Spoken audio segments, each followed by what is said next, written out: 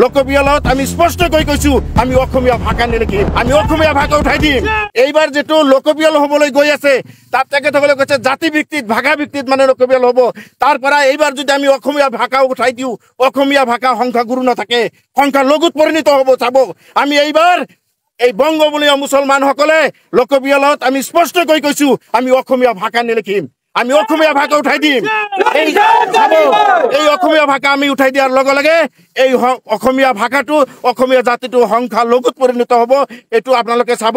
অসমত চলি থকা অমানৱীয় উচ্ছেদৰ বিৰুদ্ধে আজি এবিএমচিয়ে বিটিচিৰ প্ৰতিখন জিলা সমিতিৰ উদ্যোগত আমি বিক্ষোভ প্ৰদৰ্শন কাৰ্যসূচী ৰূপায়ণ কৰিছিলো।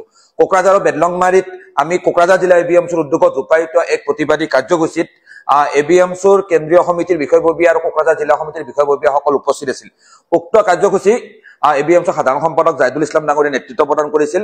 উক্ত কাৰ্যসূচীতে এবিএমচিৰ কেন্দ্ৰীয় সমিতিৰ অন্যতম বিষয়ববীয়া মাইনুদ্দিন আলী ডাঙৰীয়াই অসমীয়া ভাষা সংক্ৰান্তত যি কিছু মন্তব্য কৰাৰ বিষয়টো ইতিমধ্যে সংবাদ মাধ্যমত খৰব চৰ্চা চলিছে। আচলতে মাইনুদ্দিন আলী ডাঙৰীয়াই এবিএমচিৰ কেন্দ্ৰীয় সমিতিৰ অন্যতম বিষয়ববীয়া তেখেতে সংবাদ মাধ্যমত যিখিনি বক্তব্য অসমীয়া ভাষাক লৈ প্ৰদান কৰিছে সেই বক্তব্য প্ৰকৃততে এবিএমচিৰ সাংগঠনিক বক্তব্য নহয়। কাৰণ এবিএমচিৰ সংবিধান অনুসৰি এবিএমচিৰ সাংগঠনিক বক্তব্য ৰাজহুৱা কৰিব লগা হলে সেই বক্তব্য এবিএমচিৰ সভাপতি আৰু সাধাৰণ সম্পাদকে ৰাজহুৱা কৰিব লাগিব। আৰু এবিএমচিৰ জন্মলগ্নৰে পৰা অসমীয়া ভাষাক মৰ্যাদা সহকাৰে বিশেষকৈ বিটিচি অঞ্চলত জীয়াই ৰাখিবলৈ আমি এক দীৰ্ঘদিনীয়া সংগ্ৰাম আমি কৰি আহিছো। বিটিচি অঞ্চলত অসমীয়া ভাষাৰ স্থান অক্ষুণ্ণ ৰখাৰ ক্ষেত্ৰত এবিএমচি এখন দীৰ্ঘ সংগ্ৰাম আগবঢ়াই আনিছে। তো তেনেকুৱা ক্ষেত্ৰত অসমীয়া ভাষাৰ বিৰুদ্ধে গৈ স্থিতি লোৱাৰ কোনো প্ৰশ্ন কেতিয়াও উত্থাপন হ'ব নোৱাৰে। আমি এবিএমচিৰ কেন্দ্ৰীয় সমিতিৰ বিষয়ববীয়া মাইনুদ্দিন আলী ডাঙৰীয়াৰ মুখেৰে এনেকুৱা মন্তব্য আচলতে কিয় উত্থাপন হল, এনেকুৱা নকৰিবলগীয়া কথা তেখেতে কিয় কলে, সেই বিষয়খিনিৰ ওপৰত ইতিমধ্যে আমাৰ সাংগঠনিকভাৱে বিষয়খিনি আমি আলোচনা কৰি আছো। ইয়াৰ ওপৰত নিশ্চয় আমি আগন্তুক দিনত আপোনালোকক গুৰুত্ব দিম।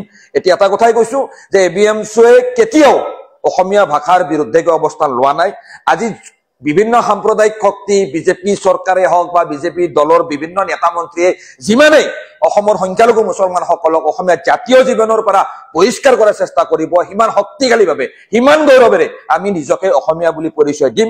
কাৰণ অসমীয়া কোনো নিৰ্দিষ্ট কোনো অভিভাৱক নাই, কাৰো পৰা অনুমতি লৈ আমি অসমৰ সংখ্যালঘু মুছলমানসকলে নিজকে অসমীয়া বুলি পৰিচয় দিয়াৰ প্ৰয়োজন নাই। আমি এখন অসমৰ বায়ু পানী সেৱন কৰি বৃহত্তৰ অসমীয়া জাতিত যা গৈ অসমীয়া যি জাতিসত্তা সেই আগন্তুক দিনলৈ শক্তিশালীভাৱে আমি এবিএমচি আগবঢ়াই লৈ যাম।